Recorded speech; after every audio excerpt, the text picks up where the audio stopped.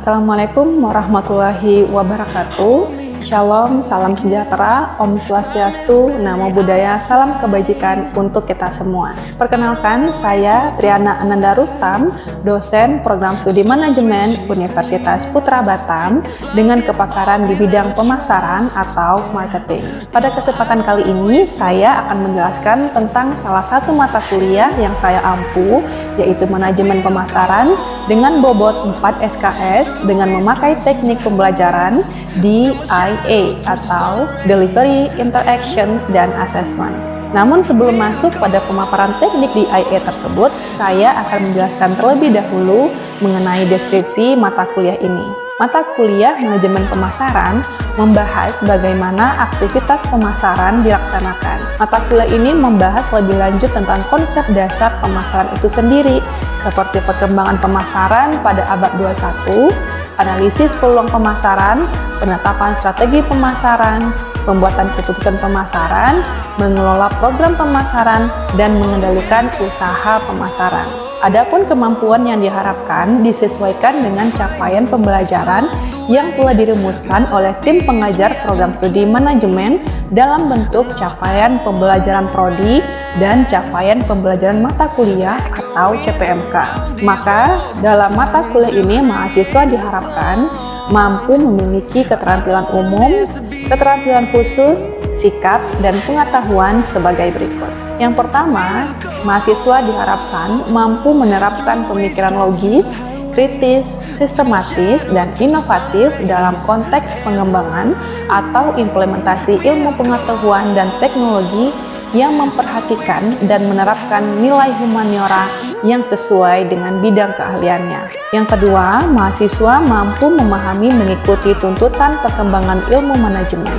Selanjutnya yang ketiga, diharapkan mahasiswa mampu menganalisis tantangan dan dinamika bisnis serta menyusun penyesuaian strategi bisnis. Selanjutnya, diharapkan mampu melakukan komunikasi, koordinasi, dan diskusi dengan stakeholder tertentu dalam menggali dan merumuskan keputusan manajerial. Mahasiswa diharapkan juga mampu bekerja sama dengan memiliki kepekaan sosial serta kepedulian terhadap masyarakat dan lingkungannya. Dan yang terakhir, mahasiswa diharapkan mampu mengambil keputusan yang tepat dan mengacu pada analisis informasi dan data. Untuk mencapai kemampuan tersebut, maka terdapat topik pembahasan yang telah disesuaikan dengan jumlah pertemuan selama 1 semester. Topik-topik tersebut ialah yang pertama proses manajemen pemasaran, yang kedua pemasaran dan pasar, yang ketiga sistem pemasaran dan aspek-aspek yang berkaitan dengan lingkungan pemasaran. Selanjutnya ada segmentasi, target pasar, dan positioning produk, kemudian ada perilaku konsumen, dan selanjutnya ada marketing mix, yaitu produk,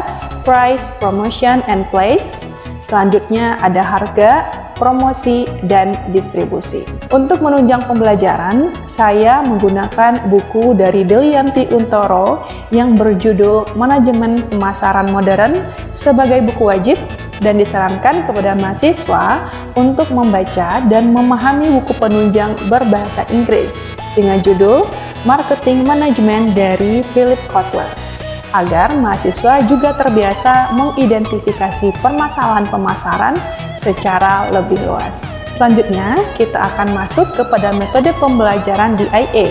Yang pertama, saya akan membahas mengenai delivery, yaitu bagaimana saya menyajikan materi perkuliahan kepada mahasiswa, baik secara individu maupun secara kelompok, agar materi perkuliahan dapat diserap, dipahami, dan dimanfaatkan oleh mahasiswa dengan baik.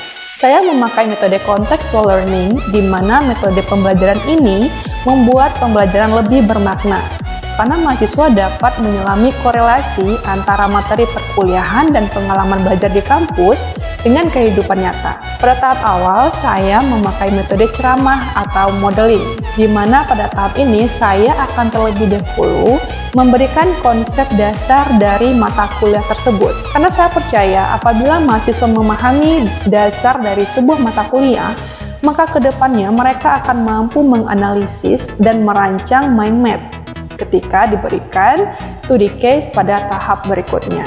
Lalu mulai pertemuan kelima, saya akan membuat learning community atau small group discussion yang beranggotakan 5 hingga 6 orang per kelompok. Adapun materi untuk metode ini adalah dalam bentuk case study yang ada dalam setiap akhir bab textbook ataupun jurnal yang saya sediakan, atau bahkan saya membebaskan mahasiswa untuk menentukan topik terkait manajemen pemasaran terkini. Sementara kelompok lain akan menanggapi hasil presentasi tersebut. Metode ini saya terapkan agar mahasiswa terbiasa bekerja sama secara individu ataupun secara tim, kemudian mampu mengolah pikirannya di depan kelompok lain, kemudian mereka akan belajar menghargai perbedaan pendapat dan terlatih mencari solusi terbaik untuk permasalahan yang dihadapi terkait pemasaran. Selanjutnya terkait dengan interaksi, nah dengan cara ini saya memastikan bahwa dengan mahasiswa selalu terhubung. Nah di metode interaksi ini saya menggunakan 2 metode interaksi, yaitu untuk di luar kampus dan di dalam kampus. Jika di dalam kampus, maka saya memakai metode melempar pertanyaan, di mana ini akan merangsang mahasiswa untuk menganalisis. Biasanya saya akan memberikan pertanyaan berupa format bagaimana jika atau bagaimana menurut Anda. Jika memakai metode ini, maka saya akan memulai dengan mengingatkan mahasiswa bahwa saya tidak mencari mahasiswa dengan jawaban paling benar ataupun menyalahkan jawaban mahasiswa. Namun kunci dari format ini adalah saya ingin melatih dan memotivasi mahasiswa untuk berpikir kritis dan berani mengungkapkan pengalaman serta pemahamannya terhadap suatu isu, sehingga perkuliahan tidak kaku dan menyenangkan. Apabila terdapat mahasiswa yang cenderung tetap pasif dalam sesi ini, maka saya akan mengganti cara lisan dengan cara tulisan, di mana setelah mereka selesai menuliskan pendapatnya pada kertas masing-masing, untuk kemudian saya berikan penilaian.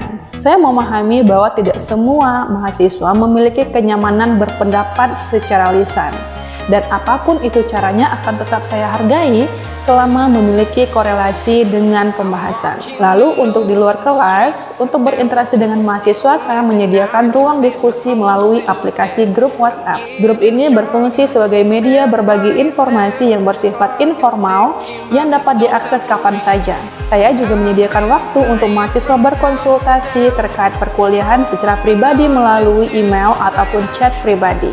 Kemudian saya juga memanfaatkan aplikasi Teams untuk membahas topik-topik terkini maupun sebagai media penilaian bagi mahasiswa.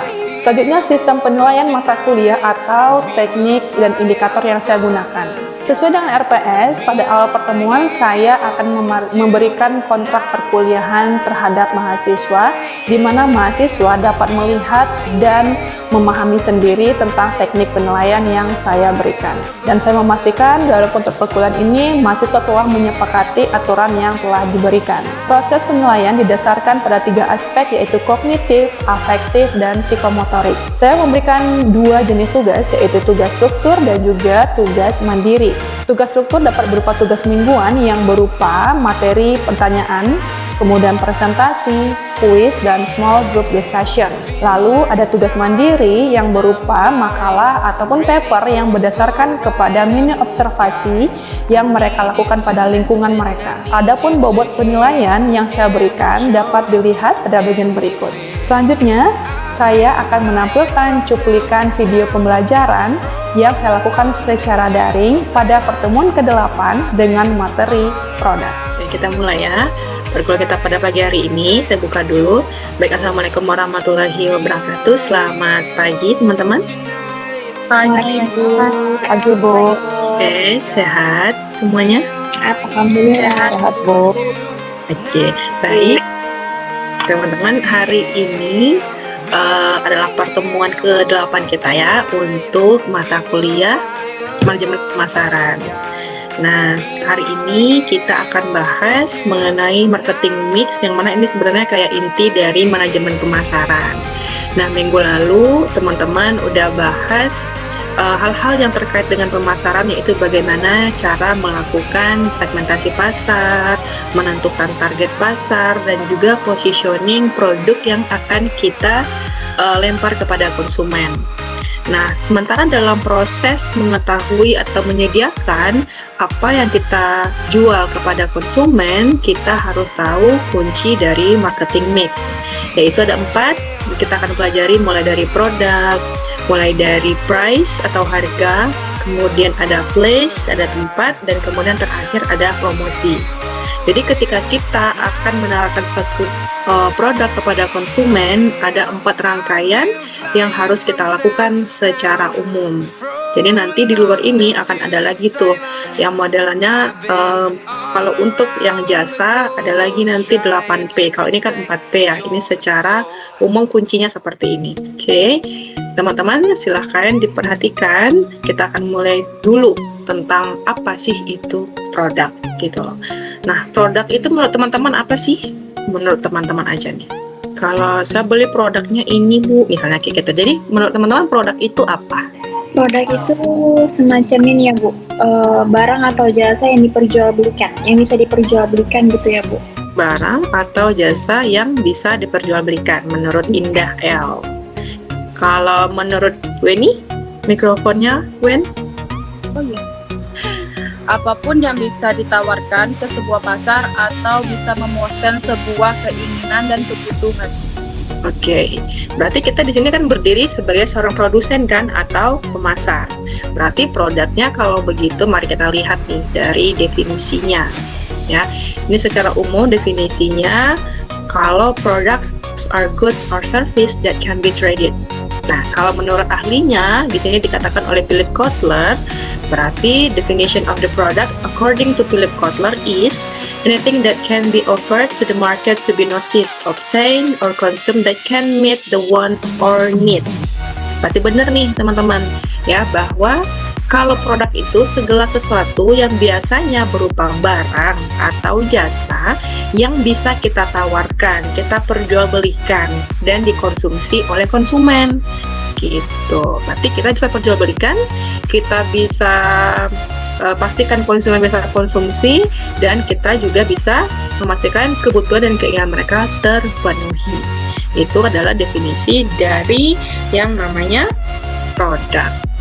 Si produk ini, baik itu berupa barang atau jasa, mereka juga memiliki yang namanya level produk.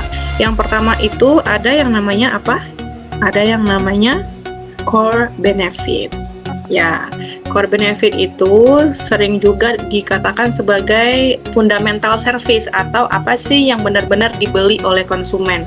Core benefit ini manfaat dasar dari suatu produk gitu loh. Jadi benar-benar yang inti, yang dasarnya itu dulu, kebutuhan kita apa, itu yang dipenuhi dulu oleh si produk itu. Ya. Contohnya apa? Kalau misalnya di industri jasa ada yang namanya hotel. Hotel itu manfaat dasarnya apa, teman-teman?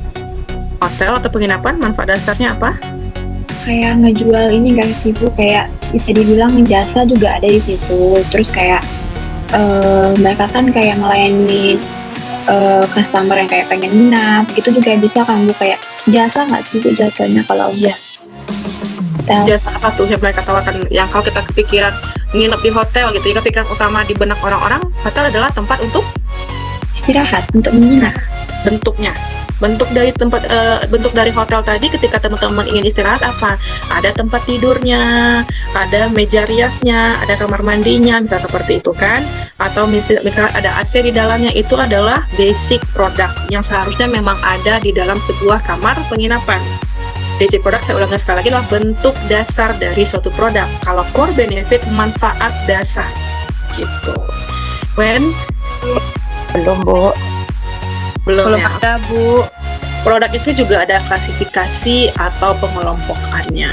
Pengelompokannya itu berdasarkan apa? Tadi ada use penggunaan, ada ketahanannya, dan ada berupa wujudnya gitu ya. Tadi di awal kita udah bahas nih, kalau berdasarkan wujudnya itu ada yang berupa, kalau itu barang, barangnya tahan lama dan nggak tahan lama gitu. Nah, kalau kita ngomong itu adalah sebuah goods atau barang, berarti ini bentukannya fisik ya, dapat disentuh, disimpan, dipindahkan, kita lihat misalnya seperti itu. Nah, si barang ini tadi ya, ada bentukannya tuh yang tahan lama, ada yang tidak, ada yang durability-nya tidak tahan lama ya. Kalau yang jenis barang yang tidak tahan lama ini gimana? Biasanya akan habis kalau terus-menerus dikonsumsi gitu. Contohnya gimana? Yang biasanya teman-teman biasa beli berulang nih gitu. Nah, yang biasa teman-teman beli berulang apa tuh? Sekali sebulan misalnya kayak gitu. sekali seminggu apa? Yang teman-teman sekali sebulan beli, itu sekali 2 minggu beli apa tuh? Apa yuk? Rinso. Saya nggak dengar lagi, maaf. Ya, oke. Awal tadi Ayu bilang apa?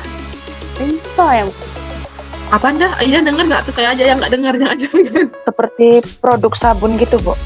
Oke, sabun gitu ya. Atau paket data misalnya kayak gitu ya. Teman-teman beli. Gitu. Ganti ban, Bu.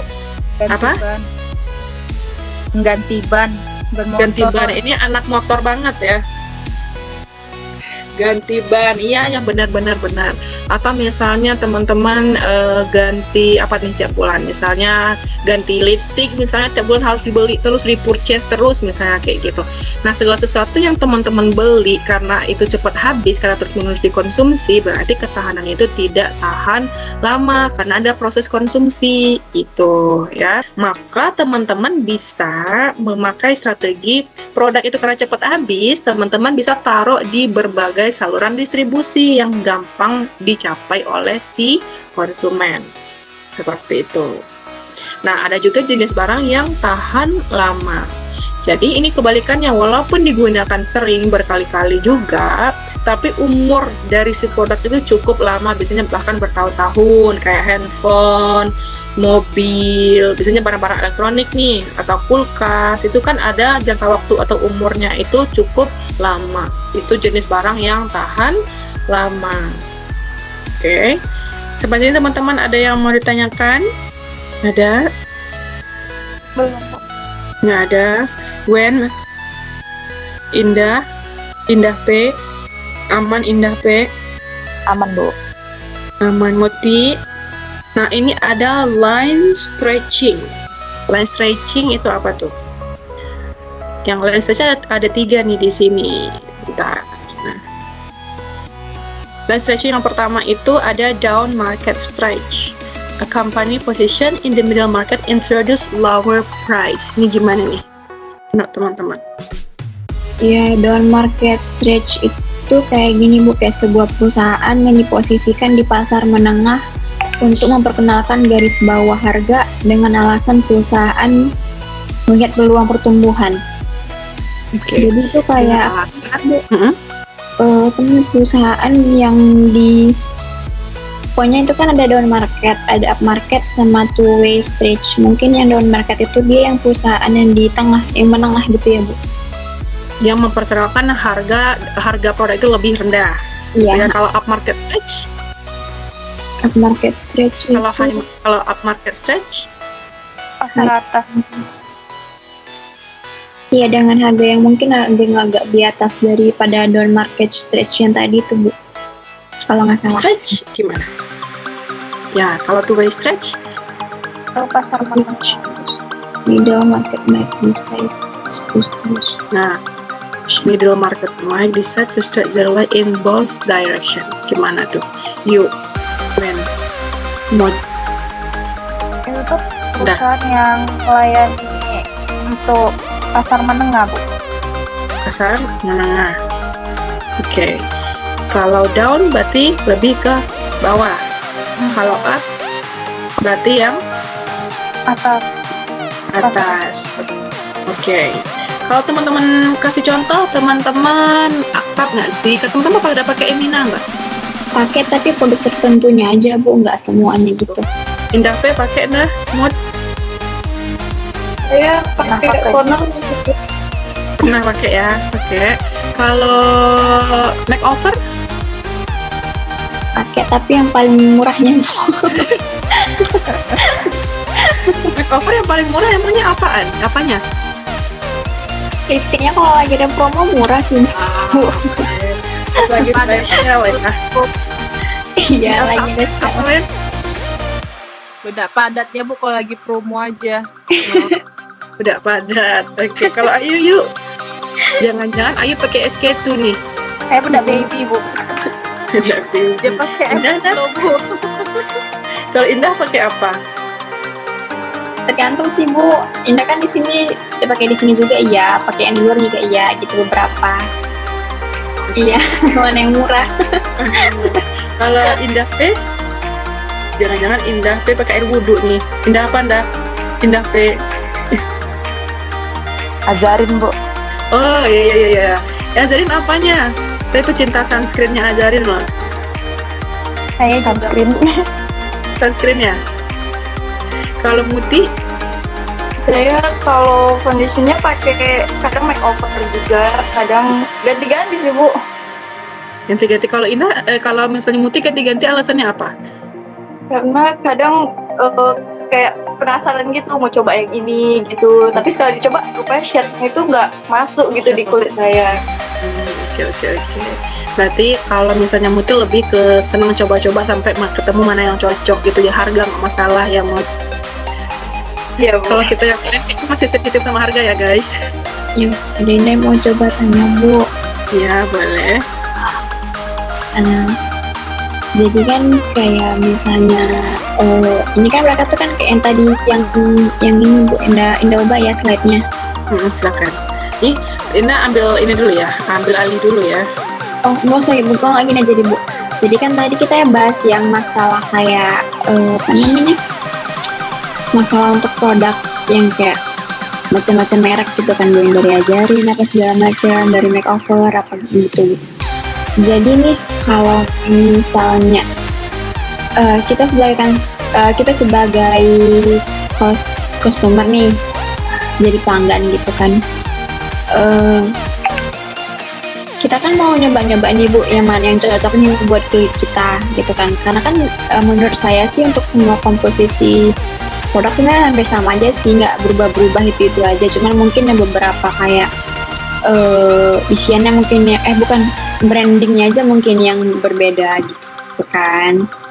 Nah jadi gimana ya cara bilangnya, ada nggak ya Bu kemungkinan nih mereka tuh benernya sama semua gitu, cuman berbeda-beda brandingnya aja gitu dari pihak merekanya, dari pihak perusahaannya kayak gitu. Oke, berarti ini ceritanya sama kayak PT Paragon yang saya bilang tadi, satu PT memproduksi berbagai macam produk tapi isinya sama aja. Iya. Oke, gitu. Pertanyaannya mungkinkah seperti itu? Iya mungkin, tapi kan maksudnya tuh juga tapi bisa aja kan kita pakai yang walaupun mereka satu produk tuh bisa aja tetap beda gitu Bu. Itu sih yang maksudnya. Ada kemungkinan tapi gitu ya Bu. Oke, kayak gini sebenarnya teman-teman, Ansa pernah bilang gini ya, sebenarnya harga itu yang menentukan dia tinggi itu, misalnya atau rendahnya suatu produk itu, apakah benar harga mempengaruhi kualitas? Benar Bu. Ada harga, ada rupa. Iya Nah. Bu, ada Bu. Kan Ya. pengaruh Bu. Pengaruh ya. Menurut teman-teman pengaruh, sepakat ya? Sepakat nggak? Harga mempengaruhi kualitas? Sepakat. Sepakat? Muti, Ayu, Iya, Bu.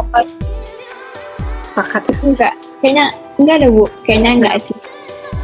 Menurut Indah kenapa enggak? Bukannya kualitasnya mempengaruhi harga. Tapi kalau branding mempengaruhi harga mungkin iya. Tapi kalau harga enggak sih kayaknya. Oke. Nih, kalau Indah beda sendiri nih. Bukannya kualitas yang harusnya mempengaruhi harga, atau kalau branding mempengaruhi harga, iya nih kata Indah kayak gitu. Oke. Ketika kita memproduksi suatu produk yang berkualitas, kita membutuhkan kan yang namanya bahan baku yang berkualitas, benar nggak? Nah, bahan baku yang berkualitas ini bisa didapatkan kemungkinannya dengan harga yang lebih rendah atau justru yang lebih tinggi. Jadi kualitas atau bahan baku lah yang mempengaruhi harga. Tetapi gimana Bu kalau ada kok yang harganya tinggi? Ini yang dibilang oleh Indah tadi, ada brand yang sudah dibangun. Makanya itu bisa channel harganya mahal. Karena bisanya sebenarnya orang Indonesia bikin tas handmade yang sama persis dengan Chanel. Tapi Chanel itu udah membangun brandnya berpuluh-puluh tahun. Nah, itu yang mereka tawarkan kepada si konsumen. Jadi ketika seseorang memakai merek Chanel yang asli itu, orang-orang kan meningkat kan ya percaya dirinya. Benar nggak? Iya, Bu. Gitu. Harga dirinya jauh meroket harga dirinya, seolah-olah mengklasifikasikan si pemakai ke dalam golongan tertentu. Nah, untuk jam tangan Rolex aja mereka butuh 40 tahun lebih untuk membangun sebuah brandnya. Kayak gitu loh teman-teman. Nah, ini nih yang mempengaruhi munculnya harga. Itu. Oke, Indah, paham maksud saya? Paham Ibu. Oke, berarti benar, memang betul. Brand itu bahkan kalau saya pun atau teman-teman kita itu bahkan secara personal itu juga bisa membranding diri kita sendiri loh. Nah, branding itu adalah value yang kita tawarkan sama si konsumen. Kalau Anda beli merek Chanel, apa sih yang Anda tawarkan? Itu tadi harga diri yang meningkat, eksklusivitas, masuk grup VIP misalnya seperti itu. Selain memang produknya berkualitas ya, bisa seperti itu. Atau brandnya sama seperti ini, ketika saya menyebutkan nama Jueni gitu, makanya kayak RH, Natasha, mereka konsisten dengan bentuk logonya atau mungkin warna-warna tertentu yang mereka gunakan dalam bentuk klinik-klinik mereka atau pelayanan-pelayanan yang mereka berikan atau mungkin peningkatan-peningkatan atau improve yang mereka lakukan itu sifatnya konsisten. Jadi yang dikenal oleh masyarakat itu misalnya RH nih, ahli kulit jerawat misalnya lebih ke RH aja, atau mungkinnya kalau Indah tuh lebih ke bagian misalnya klinik kecantikan yang spesifikasi di bidang facial misalnya kayak gitu. Itu yang dirasakan manfaat oleh konsumen dan sifatnya tuh konsisten. Teman-teman kalau mau personal branding juga harus konsisten kayak gitu. Apa yang kalian lakukan setiap hari yang kalian tawarkan kepada teman-teman kalian. Oke, nah ini merupakan slide terakhir kita. Nah ini sih ngomongin label ya teman-teman. Jadi dalam produk itu kan harus ada labelnya ya. Label itu kan harus mengidentifikasikan ke produk kita itu apa, mereknya apa, terus berisi komposisi, manfaatnya apa, cara penggunaannya bagaimana. Sekaligus label itu fungsinya adalah untuk memperkenalkan produk kita kepada konsumen, yang mana ini termasuk dalam bagian promosi produk kita. Karena label itu kan memuat logo kita kan. Nah, yang membuat konsumen itu kenal atau tahu dengan produk kita. Jadi label yang baik itu harus berisikan yang namanya tingkatan produk kita, mendeskripsikan produk kita, mempromosikan produk kita, dan mengidentifikasi produk kita. Itu di label dari produk kita. Jadi label ini tetap harus memperhatikan fungsi-fungsi yang harus dimiliki oleh sebuah label. Oke? Teman-teman, paham ya sampai sini? Paham Ibu. Paham, Bu. Oke. Jadi kalau gitu nanti saya akan share tugasnya dalam bentuk kelompok seperti apa. Silahkan ditentukan kelompoknya sendiri, nanti akan saya berikan mini case study untuk teman-teman. Oke. Baik teman-teman, terima kasih untuk kehadirannya pada siang hari ini. Terima kasih juga sudah menjawab dan memberikan pertanyaan untuk saya. Kita akan diskusi lagi minggu depan. Sampai ketemu lagi di pertemuan berikutnya. Oke, saya tutup dengan Assalamualaikum warahmatullahi wabarakatuh. Selamat siang teman-teman. Siang.